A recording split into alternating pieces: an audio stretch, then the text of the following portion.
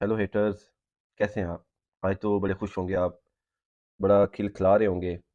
आपको तो मेरे ख्याल में एक के बाद एक खुशखबरी, एक के बाद एक खुशखबरी। आपकी तो समझ लें कि मौजें लगी हुई हैं कि एक के बाद एक खुशखबरी आपको मिल रही है। जो आपने एक एजेंडा शुरू किया था कुछ अर्सा पहले, उसमें आपको कामयाबी मिल गई है और ऐसा होना ही था। ये पाकिस्तान का कल्चर है, इसमें ऐसे ही चलता है। पाकिस्तान का कल्चर कह लें या सब कॉन्टिनेंट का कल्चर कह लें, इसमें ऐसे होता है कि जो बंदा थोड़ा-सा ऊपर जाता है, थोड़ा-सा अपने मुल्क का नाम रोशन करने की कोशिश करता है, उसकी टाँगें खींचने वाले जो है ना वो बड़े पैदा हो जाते हैं।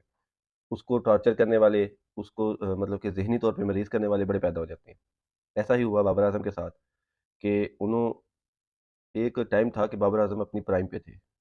उनका एक नाम था, लेकिन आज पहले उससे उनसे कैप्टेंसी ली गई, उसके बाद फिर अब टीम से मतलब कि टेस्ट की टीम से निकाला गया है। और आने वाले आप दिनों में देखेंगे कि वो ओडीआई टीम से भी और टी20 टीम से भी निकाल दिए जाएँगे, क्योंकि हम जब एक बंदे के पीछे लग जाते हैं ना, तो उसकी जड़ें तक उसकी खोखली कर देते हैं कि वो फिर दोबारा उठ ना सके। और ये चीज़ तय थी जब बाबर आज़म को कैप्टेंसी से हटाया गया था ना, पहली-पहली दफ़ा, तब ये चीज़ तय हो गई थी कि अब जो बाबर आज़म का हाल है वो इसी तरह होना है। पहले कैप्टेंसी से हटाएँगे, उसके बाद उससे मतलब कि उसको टीम से निकालेंगे और आहिस्ता-आहिस्ता करके साइडलाइन कर दिया जाएगा। और ऐसा ही हुआ। ठीक है, पहले उनको मतलब कैप्टेंसी से हटाया गया, उसके बाद उनको अब मतलब कि उनको टेस्ट टीम से निकाला गया है। आने वाले दिनों में ओडीआई टीम से निकाला जाएगा। हालाँकि मैनेजमेंट इसको मतलब कि रेस्ट कहेगी कि हमने अपने सीनियर खिलाड़ियों को रेस्ट दिया, लेकिन इस तरह रेस्ट नहीं होता। रेस्ट देने का एक तरीका होता है। आपने अगर बाबर आज़म को रेस्ट देना था, तो आप उसे इंग्लैंड सीरीज़ से पहले ही उसे कहते या वो खुद कहते कि मैंने रेस्ट करना है। ठीक है, लेकिन एक मैच खिलाने के बाद फिर अफ़वाहें निकलती हैं कि बाबर आज़म को जो है वो सेकंड टेस्ट में नहीं खिलाया जाएगा। फिर एक ऑफ़िशियली न्यूज़ आती है कि बाबर आज़म, शाहीन अफरीदी और नसीम शाह और सरफराज अहमद को जो है वो टेस्ट स्क्वाड से रिलीज़ कर दिया गया है। तो ये एक बड़ा नेगेटिव इम्पैक्ट था, सही है? और हेटर्स जो हैं वो बड़े खुश हैं। एक ने तो यहाँ तक लिख दिया कि बाबर आज़म जो है वो वापस लाहौर के ट्रैवल कर रहे हैं और अपने जो 2 मैचेज़ हैं बकाया, वो टीवी पे देखेंगे। यार शर्म आनी चाहिए आपको। शर्म बिल्कुल है ही नहीं आपके पास। एक आपका प्रीमियम बैट्समैन जिसने आपको तकरीबन 2015 से मैं देख रहा हूँ, 2015-16 से ना 2015-16 के बाद जो है बाबर आज़म का जो है वो डेब्यू हुआ है। तो उसके बाद आपकी टीम को मतलब कि परफ़ॉर्म किया, आपकी टीम को मुख़्तलिफ़ इवेंट्स पे मतलब कि ऊपर लेकर गए, ठीक है? आप रैंकिंग में आप देखें कि रैंकिंग में आपका कोई बैट्समैन नहीं था। उस बंदे ने रैंकिंग में अपना नाम लिख रहा है और यही चीज़ आपको जो है वो दुखती रही। यही चीज़ जो है वो काफ़ी अर्सा आपको दुखती रही और अब जो है वो मतलब कि आपकी जो ख़्वाहिशात थी, आपके जो मतलब कि प्रोपेगेंडे थे, वो पूरे हो गए।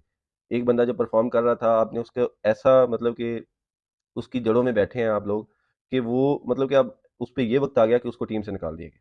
थोड़ा-सा मतलब कि ना दुःख होता है इस चीज़ का कि यार जिस बंदे ने पाकिस्तान को सर्व किया हो और उसको इस तरह से साइडलाइन कर दिया जाए।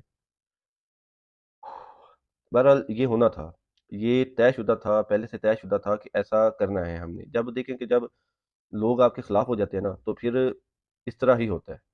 जब आप मतलब कि एक अलहदा लाइन में चल पड़ते हैं, एक अलहदा आपका मतलब कि कहते हैं गोल्स होते हैं, तो फिर लोग आपकी टाँगें खींचने वाले बहुत पैदा हो जाते हैं और ऐसा ही हुआ।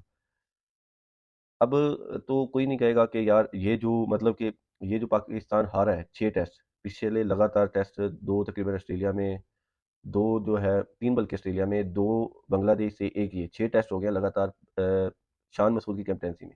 तो कोई नहीं बोल रहा कि भई शान मसूद का क कसूर है, क्योंकि हम तो एक बंदे के पीछे लगे थे ना बाबर आज़म के, कि उसने मतलब कि मसला कैप्टेंसी का नहीं था।